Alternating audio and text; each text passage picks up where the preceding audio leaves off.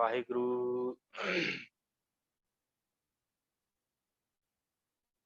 धन धन सतगुरु गुरु ग्रंथ साहिब जी की कृपा सदका आप समूह संगत इस विशेष गुरमत क्लास दे विच जुड़ चुके हो। सो आप सब संगत का बहुत बहुत धन्यवाद जो आप जी अपना कीमती समा जो है वो सतगुरां दा उपदेश सरवण करन वास्ते गुरमत नूं धारण करन वास्ते अपने जीवन दे विच गुरमत नूं अपनाउण वास्ते जो कढ़दे हो। इस करके आप जी का बहुत बहुत धन्यवाद। आपां साध संगत जी गल कर रहे सी जो भाई मनी सिंह जी द्वारा रचित भाई गुरदास जी की 11वीं वार के बारे विचार, जिस विच सिख के जीवन के बारे कि सिख का जीवन किस तरह का होना चाहिए, सिख के जीवन के बारे आपां विचार कर रहे हैं। उपरंत कुछ ही दिनों के उन्हां सिखां का जीवन आरंभ होने वाला है जिन्हां ने सिक्खी कमाई ते सिक्खी नूं अपने जीवन दे विच धारण किया ते जिहड़े गुरु चरनां दे भौरे बन गए, जिन्हां दा सतगुरु ने जन्म मरण कट दिता, उन्हां दा जीवन जल्दी ही जो है वो आरंभ होने वाला है। आपां उन्हां दे जीवन दीयां साखियां बारे विचार करनी है। सो आपां कल जो है दूसरी पौड़ी 11वीं वार की विचारी है। अज आपां तीसरी पौड़ी ते कोशिश करांगे कि चौथी पौड़ी भी अज ही आपां जो है विचार लईए, दो पौड़ियां इकट्ठियां। इस करके आप जी जो जुड़ चुके हो आप जी का धन्यवाद। सो संगत जो है थोड़े जे शरीर होर जुड़ जान फिर आपां जो आरंभ करते हैं जी। श्री नानक अंगद गुरु अमरदास पद बंद, रामदास अर्जन गुरु बर श्री हर गोबिंद। हर राय हर कृष्ण गुर तेग बहादुर चंद, दसवें गोबिंद सिंह गुरु नमो चरण अरविंद। जिसमें अमृत ज्ञान है मानक भगत विराग, श्री गुरु ग्रंथ साहिब उदत बंदों कार्य अनुराग। एक अंकारा सतगुरु ते प्रसाद सच होए। वाहिगुरु जी की फतेह। विघ्न विनाशन सोए। वाहिगुरु जी की फतेह। विघ्न विनाशन सोए। सो साध संगत जी आप जी जुड़ चुके हो, आओ आप आरंभता करते हैं। सब तो पहला आप इस पौड़ी के अखरी अर्थ जो हैं वो विचार के फिर जो भाई मनी सिंह जी ने बयान किया है, जो भाई मनी सिंह जी ने दसिया है ਉਹਦੇ बारे आप फिर विचार करनी है। सब तो पहला आप जो पौड़ी आप जी की स्क्रीन उत्ते है यदि आप आखिरी विचार कर लीए कि की सतगुरां ने दसना किया है, जो भाई गुरदास जी ने सतगुरां का की उपदेश है जो भाई गुरदास जी ने अपनी इस वार की पौड़ी दे विच दसिया है। पहलो आप पौड़ी का मूल पाठ जिहड़ा पढ़ लेने आ।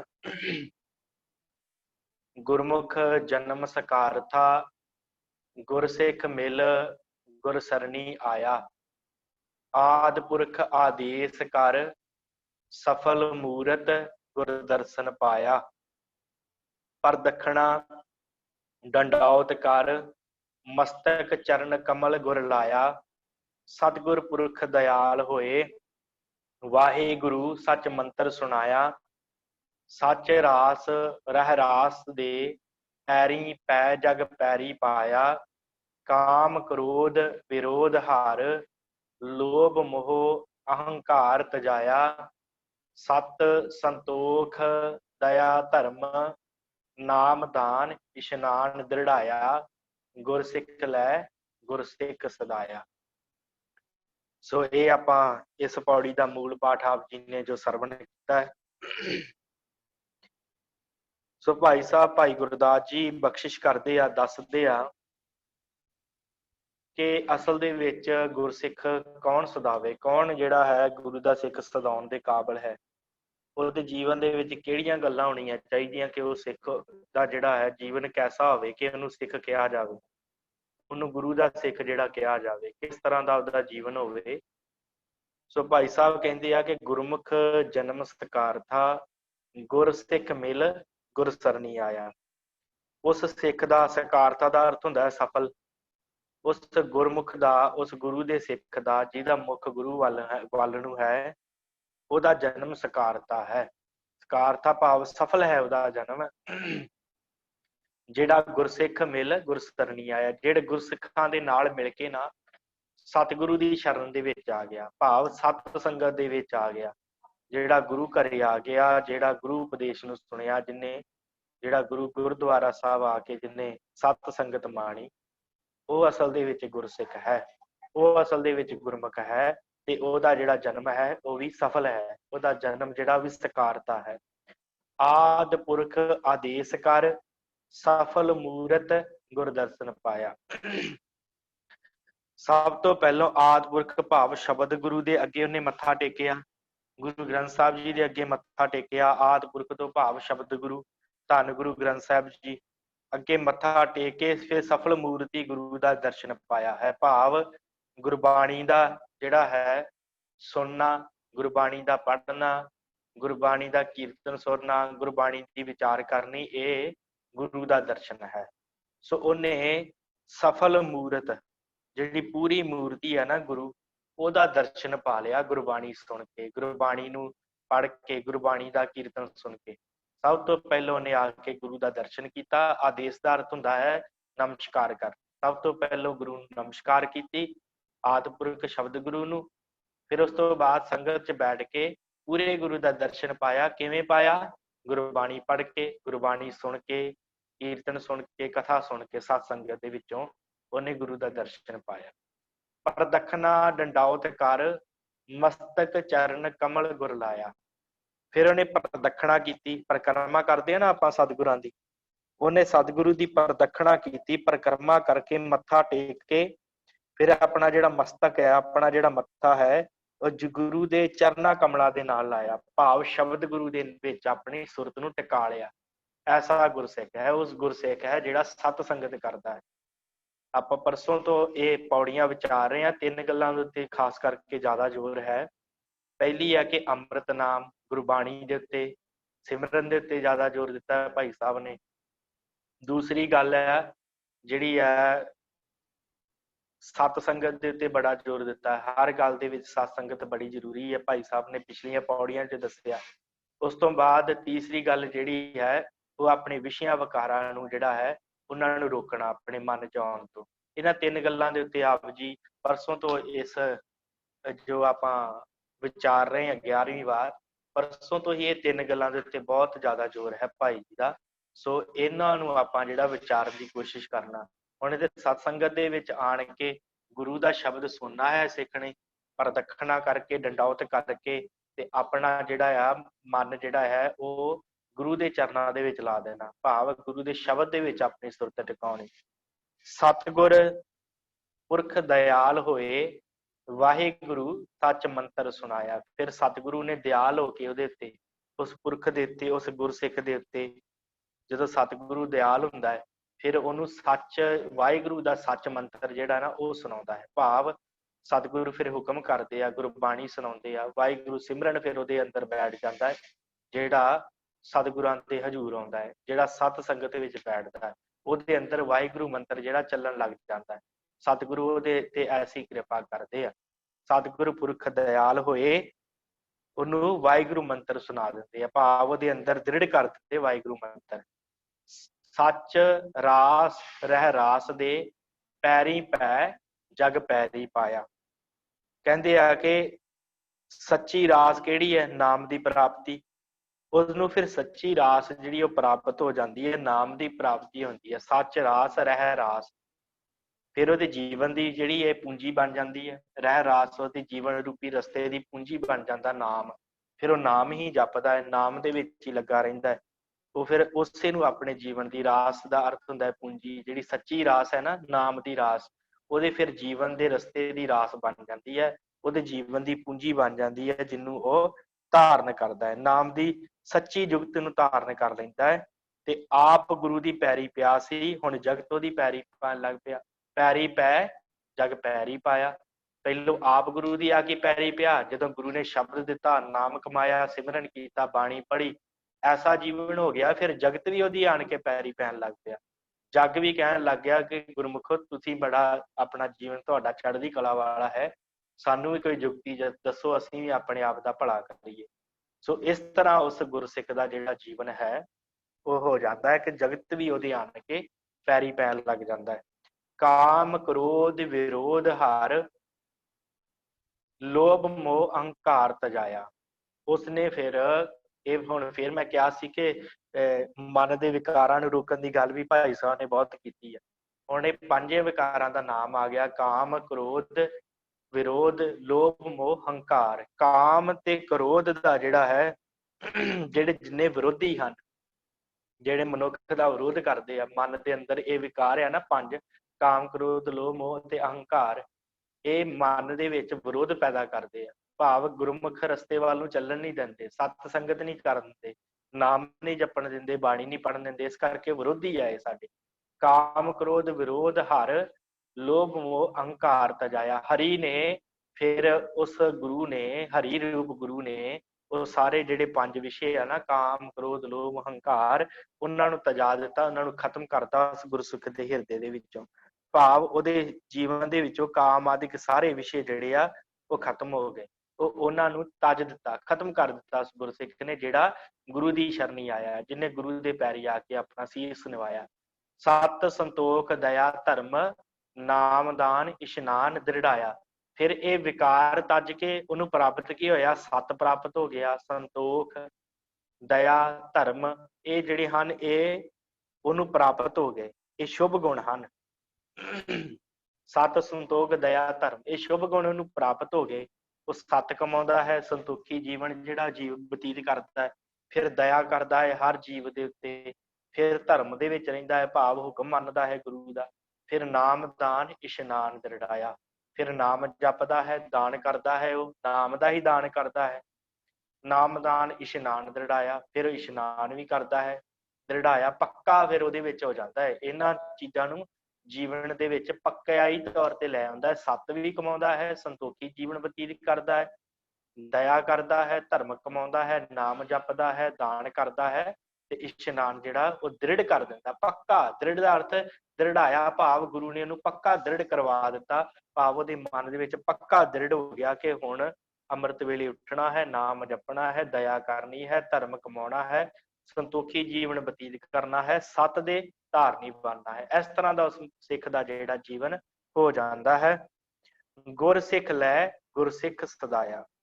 ਭਾਈ ਜੀ ਕਹਿੰਦੇ ਆ ਕਿ ਜਿਸ ਨੇ ਅਜਿਹੀ ਗੁਰੂ ਦੀ ਸਿੱਖਿਆ ਧਾਰਨ ਕੀਤੀ ਆ, ਗੁਰੂ ਦਾ ਸਿੱਖ ਉਹੀ ਇਹ ਸਦਵਾ ਸਕਦਾ। ਉਸੇ ਨੂੰ ਗੁਰੂ ਦਾ ਸਿੱਖ ਕਹਿਣ ਦਾ ਅਧਿਕਾਰ ਹੈ, ਉਸੇ ਨੂੰ ਹੀ ਗੁਰੂ ਦਾ ਸਿੱਖ ਕਿਹਾ ਜਾ ਸਕਦਾ। ਕਿਹਨੂੰ ਜੀ? ਜਿਹਨੇ ਆ ਉੱਪਰਲੀਆਂ ਸਾਰੀਆਂ ਜਿਹੜੀਆਂ ਸ਼ਰਤਾਂ ਉਹ ਪੂਰੀਆਂ ਕਰਦਾ ਹੋਵੇ, ਸਤ ਸੰਗਤ ਵਿੱਚ ਆਉਂਦਾ ਹੋਵੇ, ਗੁਰਸਿੱਖਾਂ ਦੇ ਨਾਲ ਬੈਠ ਕੇ ਉੱਥੇ ਆ ਕੇ ਗੁਰੂ ਸ਼ਬਦ ਨੂੰ ਧਾਰਨ ਕਰਦਾ ਹੋਵੇ, ਗੁਰੂ ਦੇ ਅੱਗੇ ਨਮਸਕਾਰ ਕਰਦਾ ਹੋਵੇ, ਪ੍ਰਦਖਣਾ ਕਰਕੇ ਤੇ ਗੁਰੂ ਦੇ ਚਰਨਾਂ ਦੇ ਵਿੱਚ ਟਿਕਿਆ ਰਹਿੰਦਾ ਹੋਵੇ, ਫਿਰ ਗੁਰੂ ਦਾ ਮੰਤਰ, ਵਾਹਿਗੁਰੂ ਮੰਤਰ ਜਿਹੜਾ ਉਹ ਪੜ੍ਹਦਾ ਹੋਵੇ, ਜਪਦਾ ਹੋਵੇ, ਸਤਿਗੁਰੂ ਵੱਲੋਂ ਬਖਸ਼ਿਸ਼ ਕੀਤਾ ਵਾਹਿਗੁਰੂ ਮੰਤਰ ਜਿਹੜਾ ਉਹਨੂੰ ਜਪਦਾ ਹੋਵੇ, ਫਿਰ ਨਾਮ ਦਾ ਰਸ ਜਿਹੜਾ ਹੈ ਉਹਨੂੰ ਆਪਣੇ ਜੀਵਨ ਦਾ ਆਧਾਰ ਬਣਾਉਂਦਾ ਹੋਵੇ ਨਾਮ ਨੂੰ, ਫਿਰ ਸਾਰਾ ਜੱਗ ਉਹਦੇ ਪੈਰੀ ਪੈਣ ਲੱਗ ਜਾਂਦਾ ਹੈ। ਕਾਮ ਕ੍ਰੋਧ ਵਿਸ਼ਿਆਂ ਵਿਕਾਰਾਂ ਤੋਂ ਦੂਰ ਰਹਿੰਦਾ ਹੈ ਤੇ ਸਤ ਸੰਤੋਖ ਦਇਆ ਧਰਮ ਧੀਰਜ ਇਹਨਾਂ ਚੀਜ਼ਾਂ ਨੂੰ ਹਿਰਦੇ 'ਚ ਵਸਾਉਂਦਾ ਹੈ। ਉਹ ਜਿਹੜਾ ਹੈ ਸਿੱਖ, ਉਹ ਅਸਲ ਦੇ ਵਿੱਚ ਗੁਰਸਿੱਖ ਹੈ। ਗੁਰਸਿੱਖ ਲੈ ਗੁਰਸਿੱਖ ਸਦਾਇਆ। ਜਿਹੜਾ ਇਹਨਾਂ ਉੱਪਰਲੀਆਂ ਸ਼ਰਤਾਂ ਨੂੰ ਆਪਣੇ ਹਿਰਦੇ 'ਚ ਵਸਾਉਂਦਾ ਹੈ ਨਾ, ਅਸਲ ਦੇ ਵਿੱਚ ਉਹ ਗੁਰਸਿੱਖ ਸਦਾਉਣ ਦੇ ਕਾਬਲ ਹੈ, ਉਹਨੂੰ ਗੁਰਸਿੱਖ ਕਿਹਾ ਜਾ ਸਕਦਾ ਹੈ। ਸੋ ਆਪਾਂ ਇਹਦੇ ਹੁਣ ਅੱਖਰੀ ਅਰਥ ਕੀਤੇ ਹਨ। ਹੁਣ ਆਪਾਂ ਜੋ ਹੈ ਭਾਈ ਮਨੀ ਸਿੰਘ ਜੀ ਇਹਦੇ ਬਾਰੇ ਕੀ ਕਹਿੰਦੇ ਆ ਉਹ ਆਪਾਂ ਵਿਚਾਰਦੇ ਆ। ਜੋ ਭਾਈ ਮਨੀ ਸਿੰਘ ਜੀ ਨੇ ਟੀਕਾ ਕੀਤਾ, ਕਿਉਂਕਿ ਆਪਾਂ ਭਗਤ ਮਾਲਾ ਬਾਰੇ ਗੱਲ ਕਰਨੀ ਹੈ ਨਾ, ਤੇ ਇਸ ਕਰਕੇ ਭਾਈ ਮਨੀ ਸਿੰਘ ਜੀ ਨੇ ਜੋ ਕਿਹਾ ਉਹ ਵੀ ਮੈਂ ਆਪ ਜੀ ਦੀ ਸਕਰੀਨ ਤੇ ਸ਼ੇਅਰ ਕਰ ਦੇਵਾਂ ਤਾਂ ਕਿ ਤੁਸੀਂ ਵੀ ਨਾਲ ਨਾਲ ਪੜ੍ਹ ਸਕੋ। ਹਾਂਜੀ, ਭਾਈ ਮਨੀ ਸਿੰਘ ਜੀ ਕਹਿੰਦੇ ਆ, ਤਿੰਨਾਂ ਗੁਰੂ ਕੇ ਸਿੱਖਾਂ ਦਾ ਮਨੁੱਖ ਜਨਮ ਸਫਲ ਹੈ, ਜੋ ਗੁਰੂ ਕੇ ਸਿੱਖਾਂ ਦੀ ਸੰਗਤ ਕਰਕੇ ਗੁਰੂ ਕੇ ਦੁਆਰੇ ਸਾਧ ਸੰਗਤ ਵਿੱਚ ਤੁਰ ਜਾਂਦੇ ਹਨ। ਜਿਹੜੇ ਗੁਰੂ ਦੇ ਦੁਆਰੇ ਤੇ ਜਾਂਦੇ ਆ, ਗੁਰਦੁਆਰਾ ਸਾਹਿਬ ਜਾਂਦੇ ਆ, ਸਾਧ ਸੰਗਤ ਵਿੱਚ ਜਾਂਦੇ ਆ, ਜੇ ਜਗ੍ਹਾ ਦੇ ਉੱਤੇ ਸਤ ਸੰਗਤ ਹੁੰਦੀ ਆ ਉਸ ਜਗ੍ਹਾ ਦੇ ਉੱਤੇ ਤੁਰ ਜਾਂਦੇ ਆ, ਉਹਨਾਂ ਦਾ ਸਿੱਖਾਂ ਦਾ ਜੀਵਨ ਜਿਹੜਾ ਹੈ ਉਹ ਸਫਲ ਹੈ। ਤੇ ਗੁਰੂ ਕੇ ਸ਼ਬਦ ਅੱਗੇ ਮੱਥਾ ਟੇਕ ਕਰ ਗੁਰਮੁਖਾਂ ਸਿੱਖਾਂ ਦਾ ਦਰਸ਼ਨ ਕਰਦੇ ਹਨ ਤੇ ਪੱਖੇ ਪਾਣੀ ਦੀ ਟਹਿਲ ਕਰਦੇ ਹਨ। ਫਿਰ ਉਹ ਜਿਹੜੇ ਸਿੱਖ ਆ ਉਹ ਗੁਰੂ ਦੇ ਸ਼ਬਦ ਅੱਗੇ ਮੱਥਾ ਟੇਕ ਕੇ ਗੁਰਮੁਖਾਂ ਦੀ ਟਹਿਲ ਸੇਵਾ ਕਰਦੇ ਆ, ਉਹਨਾਂ ਦਾ ਦਰਸ਼ਨ ਕਰਦੇ ਆ, ਉਹਨਾਂ ਨੂੰ ਹੀ ਗੁਰੂ ਦਾ ਰੂਪ ਜਾਣ ਕੇ ਉਹਨਾਂ ਦੀ ਪਾਣੀ ਦੇ ਨਾਲ, ਪੱਖੇ ਦੇ ਨਾਲ, ਲੰਗਰ ਪ੍ਰਸ਼ਾਦੇ ਦੇ ਨਾਲ ਉਹਨਾਂ ਦੀ ਸੇਵਾ ਕਰਦੇ ਆ। ਗੁਰੂ ਕੇ ਦਰਬਾਰ ਦੀ ਪ੍ਰਦਖਣਾ ਕਰਕੇ ਚਰਨ ਧੂੜ ਮਸਤਕ ਤੇ ਲਾਉਂਦੇ ਹਨ। ਗੁਰੂ ਦਰਬਾਰ ਦੀ ਪ੍ਰਦਖਣਾ ਕਰਕੇ ਮੱਥਾ ਟੇਕਦੇ ਆ, ਚਰਨ ਧੂੜ ਮੱਥੇ ਤੇ ਲਾਉਂਦੇ ਆ ਕਿ ਧੰਨ ਹੈ ਗੁਰੂ ਤੇ ਧੰਨ ਹੈ ਤੇਰਾ ਦਰਬਾਰ। ਤੇ ਵਾਹਿਗੁਰੂ ਦਾ ਮੰਤਰ ਸ਼ਬਦ ਧਿਆਨ ਲਾ ਕੇ ਸੁਣਦੇ ਹਨ। ਫਿਰ ਜੋ ਵਾਹਿਗੁਰੂ ਦਾ ਮੰਤਰ ਹੈ ਉਹਨੂੰ ਧਿਆਨ ਲਾ ਕੇ ਸੁਣਦੇ ਆ, ਜਾਂ ਕਹਿ ਲਓ ਕਿ ਜੋ ਹੁਕਮ ਆਉਂਦਾ ਹੈ ਗੁਰੂ ਦਾ ਉਹ ਉਸ ਹੁਕਮ ਨੂੰ ਉਹ ਸੁਣਦੇ ਆ ਧਿਆਨ ਨਾਲ। ਵਾਹਿਗੁਰੂ ਸ਼ਬਦ ਮੰਤਰ ਨੂੰ ਸੁਣਦੇ ਆ, ਧਿਆਨ ਦੇ ਨਾਲ ਸੁਣਦੇ ਆ, ਧਿਆਨ ਲਾ ਕੇ ਪੂਰਾ, ਤੇ ਸੱਚੀ ਰਹਿ ਰਾਸ ਸੁਣਨ ਦਾ ਨੇਮ ਕਰਦੇ ਹਨ। ਭਾਵ ਜੀਵਨ ਦੀ ਰਹਿ ਰਾਸ ਕਿਹੜੀ ਹੈ? ਰਾਸ ਦਾ ਅਰਥ ਆਪਾਂ ਕੀਤਾ ਸੀ ਪੂੰਜੀ, ਰਹਿ ਦਾ ਅਰਥ ਰਸਤਾ, ਰਸਤੇ ਦੀ ਪੂੰਜੀ, ਜੀਵਨ ਦੀ ਪੂੰਜੀ ਕਿਹੜੀ ਹੈ? ਨਾਮ। ਤੇ ਉਹ ਸੱਚੀ ਰਹਿ ਰਾਸ ਕਿਹੜੀ ਹੈ? ਸੱਚਾ ਨਾਮ ਜਿਹੜਾ ਹੈ ਗੁਰੂ ਦਾ, ਉਹਨੂੰ ਸੁਣਦੇ ਆ ਤੇ ਉਹਦਾ ਨੇਮ ਕਰਦੇ, ਉਹਨੂੰ ਪੱਕਾ ਜੀਵਨ ਦੇ ਵਿੱਚ ਧਾਰਨ ਕਰ ਲੈਂਦੇ ਆ ਤੇ ਗੁਰਾਂ ਦੇ ਸਿੱਖਾਂ ਦੀ ਪੈਰੀ ਪੈਵਦੇ ਕਹਿੰਦੇ ਹਨ। ਉਹ ਸਤਿਗੁਰਾਂ ਦੇ ਸਿੱਖਾਂ ਦੇ ਪੈਰੀ ਪੈਂਦੇ ਹਨ ਤੇ ਨਾਲ ਕਹਿੰਦੇ ਹਨ ਧੰਨ ਵਾਹਿਗੁਰੂ ਹੈ ਜੋ ਸਾਨੂੰ ਸ਼ਬਦ ਦੇ ਲੜ ਲਾਇ ਕੇ ਉਧਾਰ ਕੀਤਾ ਹੈ। ਉਹ ਇਹ ਨਹੀਂ ਕਹਿੰਦੇ ਕਿ ਅਸੀਂ ਸੰਗਤ ਵਿੱਚ ਚੱਲ ਕੇ ਆ ਗਏ, ਉਹ ਗੁਰਸਿੱਖਾਂ ਦੇ ਨਾਲੇ ਪੈਰੀ ਪੈਂਦੇ ਆ, ਭਾਵ ਉਹਨਾਂ ਦੀ ਟਹਿਲ ਸੇਵਾ ਕਮਾਉਂਦੇ ਆ ਤੇ ਨਾਲੇ ਕਹਿੰਦੇ ਆ ਧੰਨ ਹੈ ਵਾਹਿਗੁਰੂ ਜੋ ਸਾਨੂੰ ਸ਼ਬਦ ਦੇ ਲੜ ਲਾਇਆ, ਜੋ ਸਾਨੂੰ ਗੁਰਸਿੱਖੀ ਕਮਾਉਣ ਦਾ ਰਸਤਾ ਦਿੱਤਾ, ਜੋ ਸਾਨੂੰ ਸਤ ਸੰਗਤ ਦਾ ਰਸਤਾ ਦਿੱਤਾ। ਇਸ ਤਰ੍ਹਾਂ ਉਹ ਵਾਹਿਗੁਰੂ ਅੱਗੇ ਅਰਦਾਸਾਂ ਕਰਦੇ ਆ, ਸ਼ੁਕਰ ਕਰਦੇ ਵਾਹਿਗੁਰੂ ਦਾ ਕਿ ਸ਼ੁਕਰ ਹੈ ਸਾਨੂੰ ਸਤ ਸੰਗਤ ਦੀ ਪ੍ਰਾਪਤੀ ਹੋਈ। ਇਸ ਤਰ੍ਹਾਂ ਉਹ ਆਪਣਾ ਉਧਾਰ ਜਿਹੜਾ ਉਹ ਕਰ ਲੈਂਦੇ ਆ, ਭਾਵ ਹੱਥ ਜੋੜ ਕੇ ਵਾਹਿਗੁਰੂ ਅੱਗੇ ਅਰਦਾਸ ਕਰਦੇ ਕਿ ਸਾਨੂੰ ਸ਼ਬਦ ਦੇ ਲੜ ਲਾਇ ਕੇ ਸਾਡਾ ਆਪ ਜੀ ਨੇ ਉਧਾਰ ਕੀਤਾ ਹੈ। ਉਹਨਾਂ ਦੀ ਸੱਚੀ ਪ੍ਰੀਤ ਦੇ ਕੇ ਸਾਰਾ ਜਗਤ ਉਹਨਾਂ ਦੇ ਪੈਰੀ ਪਾਉਂਦਾ ਹੈ। ਸਾਰਾ ਜਗ ਜਿਹੜਾ ਹੈ ਉਹਨਾਂ ਦੇ ਫਿਰ ਪੈਰੀ ਪੈਂਦਾ ਜਦੋਂ ਉਹਨਾਂ ਦੀ ਸੱਚੀ ਪ੍ਰੀਤ ਦੇਖਦਾ। ਜੇ ਇਹ ਬੜੀ ਬਾਣੀ ਪੜ੍ਹਦਾ ਹੈ, ਸਿਮਰਨ ਕਰਦਾ ਹੈ, ਨਾਮ ਜਪਦਾ ਹੈ, ਜੀਵਨ ਬੜਾ ਉੱਚਾ ਸੁੱਚਾ ਹੈ, ਪਰਉਪਕਾਰੀ ਜੀਵਨ ਜਿਉਂਦਾ ਹੈ, ਕਿਸੇ ਦੇ ਲਈ ਦਸਵੰਧ ਵੀ ਕੱਢਦਾ ਹੈ, ਕਿਸੇ ਗਰੀਬ ਦੇ ਲਈ, ਕਿਸੇ ਮਾੜੇ ਦੇ ਲਈ ਖੜਦਾ ਵੀ ਹੈ, ਐਸਾ ਗੁਰਸਿੱਖ ਜਿਹੜਾ ਹੈ ਉਹਦੇ ਵੱਲ ਦੇਖ ਕੇ ਫਿਰ ਲੋਕ ਵੀ, ਜਗਤ ਵੀ ਉਹਨਾਂ ਦੇ ਪੈਰੀ ਪੈਂਦਾ ਹੈ ਕਿ ਆਪ ਜੀ ਧੰਨ ਹੋ, ਆਪ ਜੀ ਨੇ ਗੁਰੂ ਦੀ ਸਿੱਖਿਆ ਨੂੰ ਧਾਰਨ ਕੀਤਾ ਹੈ, ਕਿਰਪਾ ਕਰੋ, ਸਾਡੇ ਤੇ ਵੀ ਕਿਰਪਾ ਕਰੋ, ਅਸੀਂ ਵੀ ਗੁਰੂ ਸਿੱਖੀ ਕਮਾਈਏ, ਸਾਨੂੰ ਵੀ ਕੋਈ ਢੰਗ ਦੱਸੋ। ਇਸ ਤਰ੍ਹਾਂ ਜਗਤ ਵੀ ਉਹਨਾਂ ਦੇ ਫਿਰ ਪੈਰੀ ਪੈਂਦਾ। ਮਨ ਜੀਤੈ ਜਗ ਜੀਤ, ਜਿਨ੍ਹਾਂ ਨੇ ਮਨ ਨੂੰ ਜਿੱਤ ਲਿਆ, ਜਿਨ੍ਹਾਂ ਨੇ ਮਨ ਦੇ ਉੱਤੇ ਕਾਬੂ ਪਾ ਲਿਆ, ਫਿਰ ਉਹ ਜਗਤ ਦੇ ਵੀ ਜੇਤੂ ਹੋ ਗਏ, ਉਹਨਾਂ ਨੇ ਜਗਤ ਨੂੰ ਵੀ ਜਿੱਤ ਲਿਆ, ਫਿਰ ਸਾਰਾ ਜਗ ਉਹਨਾਂ ਦੇ ਪੈਰੀ ਪੈਂਦਾ। ਤੇ ਕਾਮ ਨੂੰ ਤਿਆਗਦੇ ਹਨ ਜੋ ਆਪਣੀ ਧਰਮ ਦੀ ਇਸਤਰੀ ਬਿਨਾਂ ਹੋਰ ਕਿਧਰੇ ਧਿਆਨ ਨਹੀਂ ਕਰਦੇ, ਭਾਵ ਕਾਮ ਦੇ ਵਿੱਚ ਨਹੀਂ ਲੱਗਦੇ, ਆਪਣੇ ਧਰਮ ਨਿਭਾਉਂਦੇ ਆ, ਜੋ ਗਿਸਤੀ ਧਰਮ ਹੈ ਉਹਦੇ ਵਿੱਚ ਪਰਪੱਖ ਰਹਿੰਦੇ ਆ ਤੇ ਕਿਸੇ ਨਾਲ ਕ੍ਰੋਧ ਨਹੀਂ ਕਰਦੇ, ਕਿਸੇ ਨਾਲ ਵੀ ਕ੍ਰੋਧ ਨਹੀਂ ਕਰਦੇ, ਮਾੜੇ ਬਚਨ ਨਹੀਂ ਕਿਸੇ ਨੂੰ ਬੋਲਦੇ, ਜੇ ਕੋਈ ਮਾੜਾ ਕਹਿ ਜਾਂਦਾ ਉਹਨੂੰ ਕਹਿ ਦਿੰਦੇ ਠੀਕ ਹੈ ਭਾਈ ਤੇਰਾ ਵੀ ਭਲਾ ਹੋਵੇ, ਕ੍ਰੋਧ ਨਹੀਂ ਲੈ ਕੇ ਆਉਂਦੇ ਮਨ ਦੇ ਵਿੱਚ। ਕਹਿੰਦੇ ਹਨ ਜੋ ਕ੍ਰੋਧ ਚੰਡਾਲ ਹੈ ਇਸ ਦੇ ਨਾਲ ਛੋਹਿਆ ਨਹੀਂ ਚਾਹੀਦਾ। ਉਹ ਜਾਣਦੇ ਹਨ ਕਿ ਕ੍ਰੋਧ ਇੱਕ ਚੰਡਾਲ ਦੀ ਤਰ੍ਹਾਂ ਹੈ ਜਿਹੜਾ ਮਨੁੱਖ ਨੂੰ ਖਤਮ ਕਰ ਦਿੰਦਾ ਅੰਦਰੋਂ, ਇਸ ਕਰਕੇ ਉਹ ਇਹਦੇ ਨਾਲ ਛੋਹਦੇ ਵੀ ਨਹੀਂ, ਉਹਦੇ ਨੇੜੇ ਵੀ ਨਹੀਂ ਜਾਂਦੇ ਕ੍ਰੋਧ ਦੇ। ਜੋ ਕੋਈ ਹੋਰ ਵੀ ਕ੍ਰੋਧ ਕਰਦਾ ਹੈ ਤਾਂ ਸਹਿੰਦੇ ਹਨ, ਜੇ ਕੋਈ ਉਹਨਾਂ ਦੇ ਉੱਤੇ ਕੋਈ ਗੁੱਸਾ ਕਰਦਾ ਹੈ, ਕੋਈ ਉਹਨਾਂ ਨੂੰ ਮਾੜੇ ਵਚਨ ਬੋਲਦਾ, ਉਹਨੂੰ ਸਹਿ ਲੈਂਦੇ ਆ, ਭਾਵ ਆਪਣੇ ਮਨ 'ਚ ਟਿਕਾ ਲੈਂਦੇ ਵੀ ਚੱਲ ਕੋਈ ਨਹੀਂ, ਜੇ ਇਹਨੇ ਮਾੜਾ ਕਹਿ ਦਿੱਤਾ ਫੇਰ ਕਿਹੜੀ ਗੱਲ ਹੋ ਗਈ, ਕੋਈ ਗੱਲ ਨਹੀਂ, ਵਾਹਿਗੁਰੂ ਵਹਿੰਦਾ ਹੈ, ਅਕਾਲ ਪੁਰਖ ਵਹਿੰਦਾ ਹੈ। ਸੋ ਉਹ ਕ੍ਰੋਧ ਜਿਹੜਾ ਹੈ ਨਾ ਉਹਨੂੰ ਵੀ ਮਨ ਤੇ ਸਹਿ ਲੈਂਦੇ ਆਪਣੇ ਉੱਤੇ। ਅੱਗੋਂ ਮਿੱਠਾ ਬੋਲਦੇ ਹਨ ਤੇ ਹੰਕਾਰ ਨਹੀਂ ਕਰਦੇ। ਅੱਗੇ ਉਹ ਫਿਰ ਜਿਹੜੇ ਗੁਰਸਿੱਖ ਹਨ ਉਹ ਮਿੱਠਾ ਬੋਲਦੇ ਆ, ਹੰਕਾਰ ਜਿਹੜਾ ਹੈ ਉਹਨੂੰ ਨੇੜੇ ਨਹੀਂ ਆਉਣ ਦਿੰਦੇ। ਇਸ ਤਰ੍ਹਾਂ ਦਾ ਉਹਨਾਂ ਦਾ ਜੀਵਨ ਹੁੰਦਾ ਹੈ, ਮਿੱਠਾ ਬੋਲਦੇ ਸਾਰਿਆਂ ਦੇ ਨਾਲ, ਹੰਕਾਰ ਨੂੰ ਜਿਹੜਾ ਹੈ ਉਹ ਨੇੜੇ ਨਹੀਂ ਆਉਣ ਦਿੰਦੇ। ਕਹਿੰਦੇ ਹਨ ਜੋ ਅਸੀਂ ਸਭਨਾ ਥੀ ਨੀਚ ਹਾਂ, ਉਹ ਇੱਕ ਇਸ ਤਰ੍ਹਾਂ ਕਹਿੰਦੇ ਹਨ ਕਿ ਸਾਰੇ ਚੰਗੇ ਹਨ ਤੇ ਮੈਂ ਨੀਚ ਹਾਂ, ਮੈਂ ਮਾੜਾ ਹਾਂ। ਸਾਰੇ ਹੀ ਚੰਗੇ ਹਨ, ਮੈਂ ਮਾੜਾ ਹਾਂ। ਐਸਾ ਜੀਵਨ ਜਿਹੜਾ ਸਿੱਖ ਦਾ ਹੋਣਾ ਚਾਹੀਦਾ। ਅੱਜ ਕੱਲ੍ਹ ਤੇ ਹਰ ਕੋਈ ਇਹੋ ਕਹਿੰਦਾ ਕਿ ਮੈਂ ਚੰਗਾ ਹਾਂ ਤੇ ਉਹ ਮਾੜਾ ਹੈ, ਫਲਾਨਾ ਮਾੜਾ ਹੈ, ਉਹ ਬਾਣੀ ਨਹੀਂ ਪੜ੍ਹਦਾ, ਉਹ ਨਾਮ ਨਹੀਂ ਜਪਦਾ, ਉਹ ਬਹੁਤ ਮਾੜਾ ਹੈ।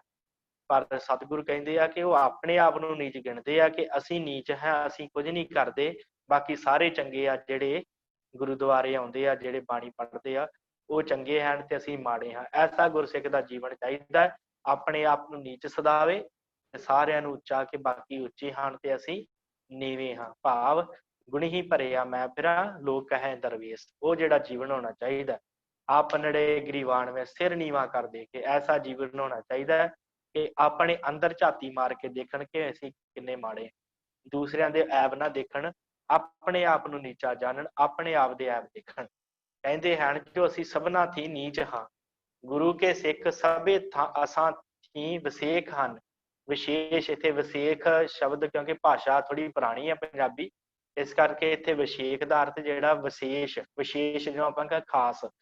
ਗੁਰੂ ਕੇ ਸਿੱਖ ਸਭੇ ਅਸਾਂ ਥੀ ਵਿਸ਼ੇਖ ਹਨ, ਭਾਵ ਜਿਹੜੇ ਗੁਰੂ ਦੇ ਸਿੱਖ ਹਨ ਉਹ ਸਾਡੇ ਲਈ ਵਿਸ਼ੇਸ਼ ਹਨ, ਉਹਨਾਂ ਦੀ ਥਾਂ ਸਾਡੇ ਲਈ ਉੱਚੀ ਹੈ। ਭਾਵੇਂ ਉਹ ਕਿਸ ਤਰ੍ਹਾਂ ਦੇ ਵੀ ਜੀਵਨ ਦੇ ਹਨ, ਪਰ ਹੈ ਗੁਰੂ ਦੇ ਸਿੱਖ, ਇਸ ਕਰਕੇ ਉਹ ਸਾਡੇ ਤੋਂ ਉੱਚੇ ਹਨ, ਉਹਨਾਂ ਦਾ ਵਿਸ਼ੇਸ਼ ਥਾਂ ਹੈ ਸਾਡੇ ਲਈ। ਤੇ ਜਤ ਕਰਦੇ ਹਨ ਬੀਜ ਗਿੜਨ ਨਹੀਂ ਦਿੰਦੇ, ਭਾਵ ਜਤੀ ਰਹਿ ਕੇ ਆਪਣਾ ਜੀਵਨ ਬਤੀਤ ਕਰਦੇ, ਵਿਕਾਰਾਂ ਦੇ ਵਿੱਚ ਨਹੀਂ ਪੈਂਦੇ। ਆਪਣੇ ਆਪ ਦੇ ਉੱਤੇ ਕੰਟਰੋਲ, ਆਪਣੀਆਂ ਇੰਦਰੀਆਂ ਦੇ ਉੱਤੇ ਉਹਨਾਂ ਦਾ ਪੂਰਾ ਹੀ ਕੰਟਰੋਲ ਹੁੰਦਾ ਹੈ। ਪਰਾਈ ਇਸਤਰੀ ਨੂੰ ਮਾਤਾ ਤੇ ਭੈਣ ਦੇ ਸਮਾਨ ਜਾਣਦੇ ਹਨ ਤੇ ਲੜਕੇ ਨੂੰ ਪਰਮੇਸ਼ਰ ਸਮਾਨ ਕੇ ਪੁੱਤਰ ਸਮਾਨ ਜਾਣਦੇ ਹਨ। ਜੇ ਕੋਈ ਇਸਤਰੀ ਹੈ ਉਹਨੂੰ ਬਰਾਬਰ ਦੀ ਨੂੰ ਮਾਤਾ ਭੈਣ ਜਾਣਦੇ ਹਨ, ਵੱਡੀ ਨੂੰ ਮਾਤਾ ਜਾਣਦੇ ਹਨ, ਸਮਾਨ ਸਮਝਦੇ ਹਨ। ਇਸੇ ਤਰ੍ਹਾਂ ਜੇ ਕੋਈ ਗੁਰਸਿੱਖ ਇਸਤਰੀ ਹੈ ਉਹ ਆਪਣੇ ਤੋਂ ਜਿਹੜਾ ਨੀਵਾਂ ਹੈ, ਛੋਟਾ ਹੈ, ਉਹਨੂੰ ਪੁੱਤਰ ਸਮਾਨ ਸਮਝਦੇ, ਜਿਹੜਾ ਬਰਾਬਰ ਹੈ ਉਹਨੂੰ ਪਰਮੇਸ਼ਰ ਸਮਾਨ ਜਾਣਦੇ ਹਨ। ਭਾਵ ਵਿਕਾਰੀ ਨਹੀਂ ਹੁੰਦੇ। ਪਦਾਰਥ ਥੋੜਾ ਆਵੇ ਬਹੁਤਾ ਆਵੇ, ਭਾਵੇਂ ਪਦਾਰਥ ਥੋੜਾ ਆਵੇ ਬਹੁਤਾ ਆਵੇ, ਆਪਣੀ ਪਰਾਬੱਧ ਤੇ ਰਾਜੀ ਰਹਿੰਦੇ ਹਨ। ਭਾਵ ਜੇ ਜਿੰਨੀ ਕਿਰਤ ਕਮਾਈ ਕਰਦੇ ਨਾ ਉਹਦੇ ਵਿੱਚ ਰਾਜੀ ਰਹਿੰਦੇ ਆ। ਇਹ ਨਹੀਂ ਕਹਿੰਦੇ ਕਿ ਮੈਨੂੰ ਧਨ ਪਦਾਰਥ ਥੋੜਾ ਦਿੱਤਾ ਰੱਬ ਨੇ, ਮੈਂ ਜਿਹੜਾ ਖੁਸ਼ ਨਹੀਂ ਆ ਤੇ ਮੈਂ ਕਿਵੇਂ ਆਪਣਾ ਗੁਜ਼ਾਰਾ ਤੋਰਾਂ, ਮੈਂ ਤੇ ਅੰਮ੍ਰਿਤ ਛਕ ਲਿਆ ਤਾਂ ਵੀ ਮੇਰੇ ਜਿਹੜੇ ਆ ਦੁੱਖ ਨਹੀਂ ਜਾਂਦੇ। ਕਈ ਕਹਿੰਦੇ ਆ ਨਾ ਕਿ ਅੰਮ੍ਰਿਤ ਛਕ ਲਿਆ ਤੇ ਹੁਣ ਮੇਰੇ ਦੁੱਖ ਹੀ ਨਹੀਂ ਜਾਂਦੇ। ਮੈਨੂੰ ਤੇ ਮੈਂ ਸੁਣਿਆ ਸੀ ਵੀ ਅੰਮ੍ਰਿਤ ਛਕਣ ਨਾਲ ਸਾਰੇ ਦੁੱਖ ਖਤਮ ਹੋ ਜਾਂਦੇ ਆ, ਤੇ ਉਹ ਮੈਨੂੰ ਤੇ ਕੋਈ ਧਨ ਪਦਾਰਥ ਮਿਲਿਆ ਨਹੀਂ। ਉਹਨਾਂ ਅੰਮ੍ਰਿਤ ਛਕਿਆ ਹੀ ਧਨ ਪਦਾਰਥਾਂ ਵਾਸਤੇ ਹੁੰਦਾ। ਜਿਹੜੇ ਇਹ ਗੱਲ ਕਹਿੰਦੇ ਆ ਨਾ ਕਿ ਧਨ ਪਦਾਰਥ ਮਿਲੇ ਹੀ ਨਹੀਂ, ਅੰਮ੍ਰਿਤ ਛਕਿਆ ਤੇ ਕਾਹਦਾ ਗੁਰੂ ਆ, ਉਹ ਫਿਰ ਗੁਰੂ ਦੇ ਸ਼ੰਕਾ ਕਰਨ ਲੱਗ ਪੈਂਦੇ ਆ। ਇਸ ਕਰਕੇ ਧਨ ਪਦਾਰਥ ਭਾਵੇਂ ਥੋੜਾ ਆਵੇ ਬਹੁਤਾ ਆਵੇ ਦੀ ਰਜਾ ਵਿੱਚ ਰਾਜੀ ਰਹਿੰਦੇ ਆ। ਪਤਾ ਨਹੀਂ ਉਸ ਪ੍ਰਮਾਤਮਾ ਨੇ ਕੀ ਸੋਚਿਆ ਹੁੰਦਾ ਉਸ ਮਨੁੱਖ ਵਾਸਤੇ ਜੋ ਇਹੋ ਜਿਹੀਆਂ ਗੱਲਾਂ ਕਰਦੇ ਆ। ਉਹਨਾਂ ਨੂੰ ਸੋਚਣਾ ਚਾਹੀਦਾ ਹੈ ਕਿ ਧਨ ਪਦਾਰਥ ਵਾਸਤੇ ਅੰਮ੍ਰਿਤ ਨਹੀਂ ਛਕਿਆ, ਅਸੀਂ ਆਪਣੀ ਜਿਹੜਾ ਹੈ ਨਾ ਇਸ ਮਨੁੱਖਾ ਦੇਹੀ ਦੇ ਕਲਿਆਣ ਵਾਸਤੇ ਅੰਮ੍ਰਿਤ ਛਕਿਆ, ਜਨਮ ਮਰਨ ਘਟਾਉਣ ਵਾਸਤੇ ਅੰਮ੍ਰਿਤ ਛਕਿਆ। ਇਸ ਕਰਕੇ ਜਿਹੜੇ ਗੁਰਸਿੱਖ ਹੁੰਦੇ ਆ ਉਹ ਭਾਵੇਂ ਥੋੜਾ ਪਦਾਰਥ ਆਵੇ, ਧਨ ਪਦਾਰਥ ਭਾਵੇਂ ਜ਼ਿਆਦਾ ਆਵੇ, ਜਿੰਨਾ ਵੀ ਆਵੇ, ਜਿੰਨੀ ਵੀ ਪ੍ਰਾਰਬਧਤਾ ਹੋਵੇ ਉਹਦੀ, ਜਿੰਨੇ ਵੀ ਕੁਛ ਹੋਵੇ, ਜੋ ਵੀ ਉਹਨੇ ਪ੍ਰਾਪਤ ਕੀਤਾ ਹੈ ਉਹਦੇ ਵਿੱਚ ਰਾਜੀ ਰਹਿੰਦੇ ਆ। ਧਰਮ ਦੀ ਕਿਰਤ ਕਰਕੇ ਵੰਡ ਖਾਵਦੇ ਹਨ। ਧਰਮ ਦੀ ਕਿਰਤ ਕਰਦੇ ਆ ਗੁਰਸਿੱਖ ਤੇ ਵੰਡ ਕੇ ਛਕਦੇ ਆ, ਤੇ ਗਰੀਬਾਂ ਤੇ ਅਗਿਆਨੀਆਂ ਪਰ ਦਇਆ ਕਰਦੇ ਹਨ। ਜਿਹੜੇ ਗਰੀਬ ਹਨ ਉਹਨਾਂ ਨੂੰ ਧਨ ਪਦਾਰਥ ਦੇ ਕੇ ਉਹਨਾਂ ਦੀ ਮਦਦ ਕਰਦੇ ਆ, ਤੇ ਜਿਹੜੇ ਅਗਿਆਨੀ ਪੁਰਸ਼ ਹਨ ਉਹਨਾਂ ਨੂੰ ਜਾਂ ਤੇ ਮਾਫ ਕਰਕੇ ਤੇ ਜਾਂ ਉਹਨਾਂ ਨੂੰ ਗੁਰੂ ਦਾ ਸ਼ਬਦ ਸੁਣਾ ਕੇ ਜਿਹੜਾ ਹੈ ਉਹਨਾਂ ਨੂੰ ਗਿਆਨਵਾਨ ਕਰ ਦਿੰਦੇ ਆ। ਐਸੀ ਉਹਨਾਂ ਦੇ ਉੱਤੇ ਦਇਆ ਕਰਦੇ ਆ। ਗਰੀਬਾਂ ਨੂੰ ਧਨ ਪਦਾਰਥ ਨਾਲ ਤੇ ਅਗਿਆਨੀਆਂ ਨੂੰ ਗੁਰੂ ਦੇ ਸ਼ਬਦ ਦੇ ਦੁਆਰਾ ਗੁਰੂ ਦਾ ਗਿਆਨ ਦੇ ਕੇ ਤੇ ਜਾਂ ਉਹਨਾਂ ਨੂੰ ਮਾਫ ਕਰਕੇ ਉਹਨਾਂ ਦੇ ਉੱਤੇ ਦਇਆ ਕਰਦੇ ਆ।